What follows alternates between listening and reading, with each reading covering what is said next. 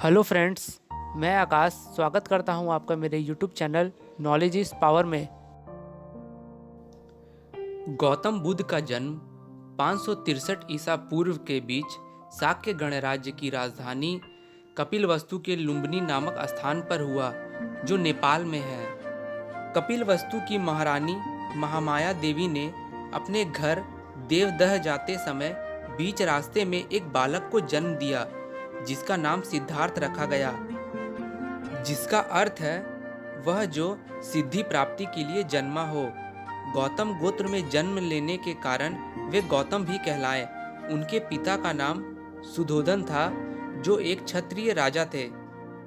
सिद्धार्थ की माता का उनके जन्म के 7 दिन बाद ही निधन हो गया। उनका पालन पोषण उनकी मौसी और सुधोधन की दूसरी रानी महाप्रजापति गौतमी ने किया।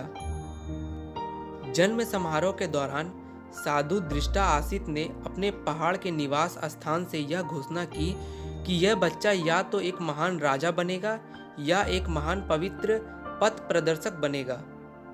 सुधोधन ने 5वें दिन एक नामकरण समारोह का आयोजन किया और 8 ब्राह्मण विद्वानों को भविष्य पढ़ने के लिए आमंत्रित किया। सभी ने एक जैसी भविष्यवाणी ही की कि ये बच्चा या तो महान राजा बनेगा या एक महान पवित्र आदमी बनेगा। सिद्धार्थ का मन बचपन से ही करुणा और दया का स्रोत था। खेल में भी सिद्धार्थ को खुद हार जाना पसंद था, क्योंकि किसी को हराना और किसी का दुखी होना उससे देखा नहीं जाता था। सिद्धार्थ ने चचेरे भाई देवदत्त द्वारा तीर से घायल किए गए हंस की सहायता की और उसके प्राणों की रक्षा की। सिद्धार्थ ने गुरु विश्वामित्र के पास वेद और उपनिषद पढ़ा, साथ ही राजकाज और युद्ध विद्या की शिक्षा ली। 16 वर्ष की उम्र में सिद्धार्थ का विवाह यशोधरा के साथ किया गया। पिता द्वारा ऋतुओं के अनुरूप बनाए गए वैभवशाली और समस्त भोगों से युक्त महल में वे यशोधरा के साथ रहने लगे, जहां उनके पुत्र राहुल का जन्म हुआ।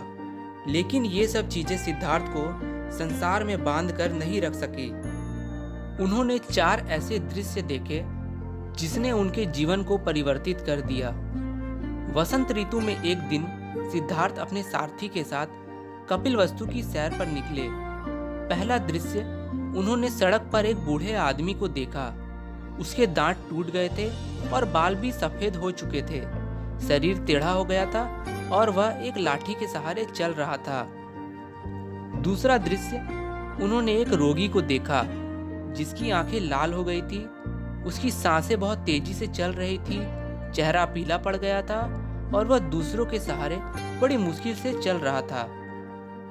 तीसरा दृश्य, उन्होंने एक अर्थी को देखा जिसे 4 आदमी उठाकर ले जा रहे थे। पीछे पीछे बहुत से लोग थे, कोई रो रहा था तो कोई छाती पीट रहा था। उन्होंने सोचा, धिक्कार है ऐसी जवानी को जो जीवन को सोख लेती है। चौथा दृश्य, उन्हें एक सन्यासी दिखाई पड़ा। संसार की सारी भावनाओं और कामनाओं से मुक्त प्रसन्न सन्यासी ने सिद्धार्थ का मन मोह लिया और सिद्धार्थ ने तुरंत फैसला किया कि वह सन्यासी का जीवन जिएगा।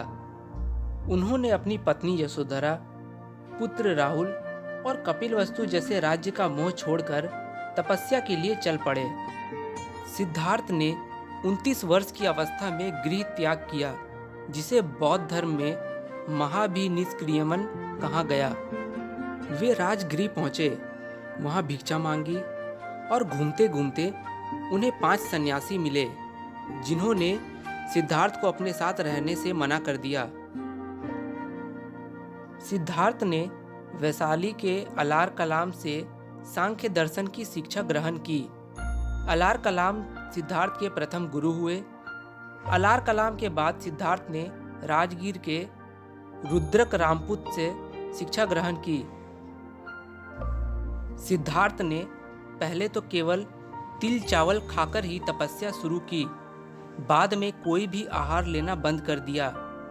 6 साल बीत गए तपस्या करते हुए। सिद्धार्थ की तपस्या सफल नहीं हुई। एक दिन कुछ स्त्रियां किसी नगर से लौटती हुई वहां से निकली जहां सिद्धार्थ तपस्या कर रहे थे। उनका एक गीत सिद्धार्थ के कान में पड़ा कि वीणा के तारों को ढीला मत छोड़ दो, ढीला छोड़ देने से उनका सुरीला स्वर नहीं निकलेगा, पर तारों को इतना भी मत कसो कि वे टूट जाएं। यह बात सिद्धार्थ को जच गई। वह मान गए कि नियमित आहार विहार से ही योग सिद्ध होता है। 35 वर्ष की आयु में वैसाखी पूर्णिमा के दिन सिद्धार्थ पीपल वृक्ष के नीचे ध्यान में थे, जो बोधगया में निरंजना नदी के तट पर स्थित है। समीपवर्ती गांव की एक स्त्री सुजाता को पुत्र हुआ। वह बेटे के लिए पीपल वृक्ष से मन्नत पूरी करने के लिए सोने की थाल में गाय के दूध की खीर भरकर पहुंची। सिद्धार्थ वहां बैठे ध्यान में थे। उसे लगा कि वृक्ष देवता ही मानो पूजा लेने के लिए शरीर धरकर बैठे हैं। सुजाता ने बड़े आदर से सिद्धार्थ को खीर भेंट की और कहा, जैसे मेरी मनोकामना पूरी हुई उसी तरह आपकी भी हो। उसी रात ध्यान लगाने पर सिद्धार्थ की साधना सफल हुई और उन्हें सच्चा ज्ञान प्राप्त हुआ। तभी से सिद्धार्थ बुद्ध कहलाए। जिस पीपल वृक्ष के नीचे सिद्धार्थ को बोध मिला वह बोधि वृक्ष और गया का समीपवर्ती स्थान बोध गया कहलाया। उन्होंने अपने धर्म का संस्कृत के बजाय उस समय की सीधी सरल लोक भाषा पाली में प्रचार किया। उनके सीधे सरल धर्म की लोकप्रियता तेजी से बढ़ने लगी। आषाढ़ की पूर्णिमा के दिन वे सारनाथ पहुंचे। वहीं पर उन्होंने सर्वप्रथम उपदेश दिया और अपने प्रथम 5 मित्रों को अपना अनुयायी बनाया। फिर धर्म के प्रचार के लिए उन्हें भेज दिया। आनंद बुद्ध के प्रिय शिष्य थे। बुद्ध आनंद को ही संबोधित करके अपने उपदेश देते थे। बौद्ध धर्म के प्रचार से भिक्षुओं की संख्या बढ़ने लगी। बड़े बड़े राजा महाराजा भी उनके शिष्य बनने लगे। भिक्षुओं की संख्या बढ़ने पर बौद्ध संघ की स्थापना की गई। बाद में लोगों के आग्रह पर बुद्ध ने स्त्रियों को भी संघ में लेने की अनुमति दे दी। अशोक आदि सम्राटों ने भी विदेशों में बौद्ध धर्म के प्रचार में अपनी अहम भूमिका निभाई। बुद्ध ने अपने उपदेश कौशल, वैशाली, कौशाम्बी एवं अन्य राज्यों में दिए। प्राचीन काल की बात है, मगध देश की जनता में आतंक छाया हुआ था। अंधेरा होते ही लोग अपने घरों से बाहर निकलने की हिम्मत नहीं जुटा पाते थे। कारण था अंगुलीमाल। अंगुलीमाल एक खूंखार डाकू था जो मगध देश के जंगल में रहता था। जो भी राहगीर उस जंगल से गुजरता था वह उसे रास्ते में लूट लेता और मारकर उसकी एक उंगली काटकर माला के रूप में गले में पहन लेता था। अंगुलीमाल ने 1000 उंगलियों की माला पहनने की प्रतिज्ञा की थी। एक दिन गौतम बुद्ध उस गांव में आए। लोगों ने उनका खूब स्वागत सत्कार किया। महात्मा बुद्ध ने देखा वहां के लोगों में कुछ डर समाया हुआ था, तो उन्होंने इसका कारण जानना चाहा। लोगों ने बताया कि इसका कारण अंगुलीमाल है, जो राहगीर की हत्या कर देता है। बुद्ध ने मन में निश्चय किया कि इस डाकू से अवश्य मिलना चाहिए। बुद्ध जंगल में जाने को तैयार हो गए, पर गांव वालों ने उन्हें जाने से मना किया, पर वे नहीं माने और चले गए। बुद्ध अत्यंत शांत भाव से चले जा रहे थे, तभी पीछे से एक आवाज आई, ठहर जा, कहाँ जा रहा है? बुद्ध ऐसे चलते गए मानो कुछ सुना ही ना हो। पीछे से फिर आवाज आई, मैं कहता हूँ ठहर जा। बुद्ध रुक गए और पीछे पलटकर देखा तो एक खूंखार काला आदमी उंगलियों की माला पहनकर हाथ में तलवार लिए खड़ा है। उंगलीमाल ने बुद्ध के चेहरे की ओर देखा। उनके चेहरे पर बिल्कुल भय नहीं था, जबकि जिन लोगों को वह रोकता था तो वे उसके डर से थर-थर कांपने लगते थे। उंगलीमाल बोला, हे सन्यासी, क्या तुझे डर नहीं लग रहा? देखो मैंने कितने लोगों को मारकर उनकी उंगलियों की माला पहनी है। बुद्ध बोले, तुझसे क्या डरना? डरना तो उससे है जो सचमुच ताकतवर हो। उंगलीमाल जोर जोर से हंसने लगा और बोला, तुझे क्या लगता है मैं ताकतवर नहीं हूँ? मैं तो एक बार में 10 लोगों का सर काट सकता हूँ।